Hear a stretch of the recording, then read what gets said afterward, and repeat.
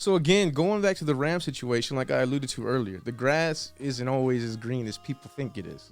So we were having some management issues that were kind of affecting the morale of the band. With Ram, Specifically who was representing him.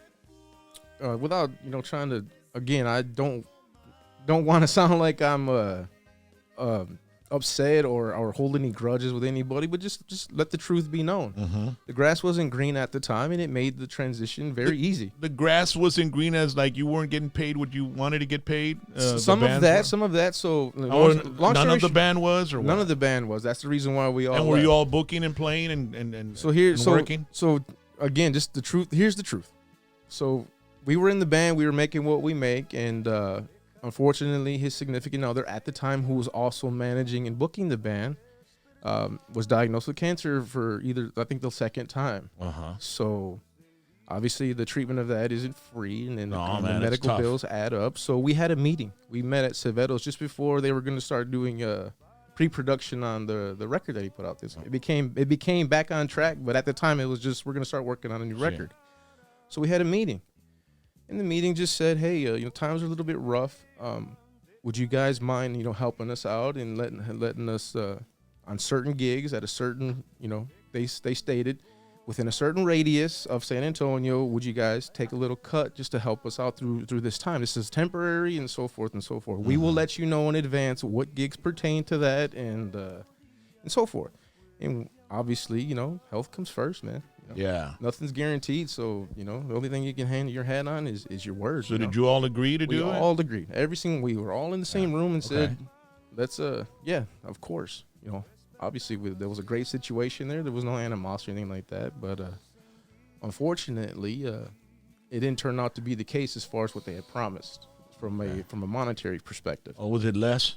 Yes, it was less than half, and then it was more gigs than what they had stated, and it became as far as Dallas. Okay. So we were told at the time a certain it wasn't in writing or anything like that either. It was just a gentleman's agreement, verbal agreement amongst everybody, and it was, hey, help us out. And when you'd go out to the Dallas, would you all leave in the same vehicle, or was it everybody in their own vehicle? No, Ram has his own transportation that the band goes in, and that expense was on Ram then. Yes, of course. The gas and all that. So again, we all know it takes money to make the keys turn. Yeah, man, it does. So it's not free. It's we've been through that craziness, right, babe? Yeah, we still do sometimes, but we love what we do. No, absolutely, and we love Ram. I still love Ram today, and regardless of what people's opinions are of us today. So did you all confront Ram about it and tell him, hey, Ram, this isn't what we talked about, and I did. I did. So the rest of the guys didn't have the courage to do it. So was it all you all were talking about it together, and then you approached Ram as a group? Yes. Okay. So a little bit more backstory again. I'm prefacing this by saying I don't have any ill will. I'm not holding any grudges or anything. This is simply what happened during that time. And it's like writing a book. You're just telling your story, man. Exactly. So we made the agreement to, hey, we're going to help out, whatever we can do, because we saw the effects of the treatments. She was definitely going through something. You could see it physically. And obviously, the medical bills, they don't stop showing up. So we agreed to that. And the preface was, we will let you know which gigs they are, and they're only going to be within this radius. Okay. So not even that. The first weekend, we had 3 days, and 2 of them were in Houston. We were there. We stayed the night in Houston.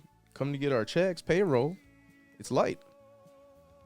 So I approached the musical director and the rest of the band. Hey, what's going on here? I thought this, and this, and let me find out. Well, the response was, well, we had a conversation, and okay, so fine, I'll swallow this one. Whatever. I'm not going to be greedy or anything like that. So if Ram would have, or his management would have told you, the next 3 months of gigs. Exactly. No matter where they are. Exactly. Would you have said okay? Absolutely. Absolutely. Okay. Because it would have been. So what perturbed you was that it wasn't the deal. They didn't come up to you. Exactly. You didn't honor your word. And to me, I'm old. I'm not old by any means, but I grew up in an old school household to where your word is your bond. Yeah.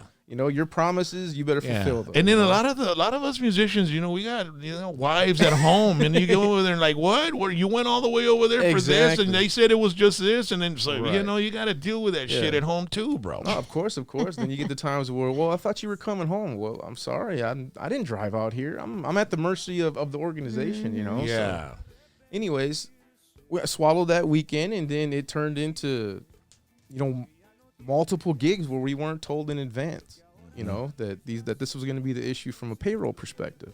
So the whole band was disgruntled, you know. So the final, not necessarily the final now, but when I sent out where we approached management / RAM that, hey, I thought we discussed that this was going to be, you know, the actual process. We played in Dallas, 5 hours away. Our radius was an hour. So anything in an hour, and we tell you in advance, this is what we're going to do. Yeah. No problems.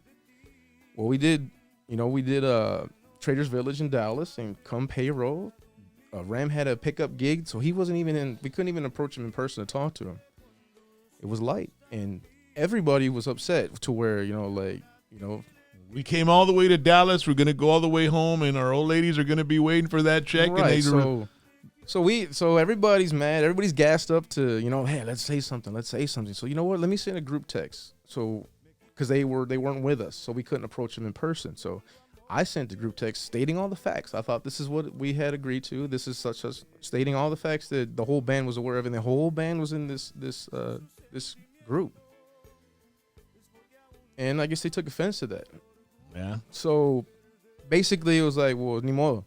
It is what it is, you know. So he took offense on it. Like, what did he text back? Like, "Fuck you" or whatever, you know. He actually called me, and it was I had to take it. You know what I mean? Like, he'd be a little confrontational. And again, I wasn't trying to be argumentative. But he didn't kick you guys out. No. What was he like? Okay, well, we'll figure it out or what? Nothing. No, it was kind of like again, I don't want to give too many facts because it makes it sound like I'm speaking negative of the guy. But he wasn't sober. Estaba entrado el güey.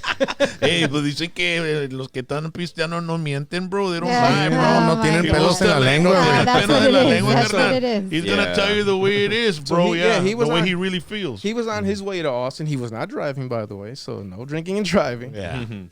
But forget it. He'll be all over the headlines, dude. Right? I fell on the stake as the guy to say something because the whole band was like, yeah, say something, whatever. You know, this isn't right. Whatever. We need to square this away. And Ram said, I don't give a shit, right? So you guys kept playing. Basically. I mean, did he say that straight out right? No, he didn't say it like that, but ultimately. He probably did, right, babe? Right? I think he did. I don't give a shit. So, Ram segue into the Joe situation. Well, Joe gets out. But wait a second. Like, so that left. There was lack of communication. Ram was partied out. He came and he told you sent him that big old text and this and that. Right. And I hate texting. Let's sit down and talk. Exactly. I mean, right? I mean, everybody was. You know why people like to argue texting, bro? Because they got time to figure out what to say. And you get keyboard muscles. Yeah. There you go. Yeah, dude. And then so when you're person to person, a la madre, man, this is like a joust. You know what I mean? You got to think quick and have your shit backed up. But when you're texting, it's like, gee, maybe you should have sat down with him and said, hey. No, exactly. Break bread over it. Let's clear the air, because we're here. So you texted him. He didn't say you guys are fired. No. We got a gig next week. You all kept playing with him? Right. Wow, it must have been a tense situation, right? Yeah, it was, like I said, the grass started dying, and it wasn't a great situation anymore. And that makes... And you were still light on the check? Yes. Or did it come back to where? No, that continued, and then you'd have your hit or miss where it was full pay and stuff like that. Okay. So it was, again, it was a situation of you promised one thing, stated one thing, but the reality was something different. Es que está cabrón, bro, when you're in a band, the word was already broken, so no matter what. So that made it easy for the entire band. So I don't want to think that I'm the one that led the charge, right? Because segueing to the Joe situation, Joe didn't know who I was. I'd never met Joe in my life, as a professional, and we never crossed paths. So all of that was, Ben and Danny having that relationship previously. Mm-hmm. So, when Joe was ready to get back on the road, it was easy to cross that bridge and recultivate that relationship that he had with Danny and Ben. And because we were a tight-knit group, well, hey, you know, would you go? Well, absolutely. I'm amongst friends.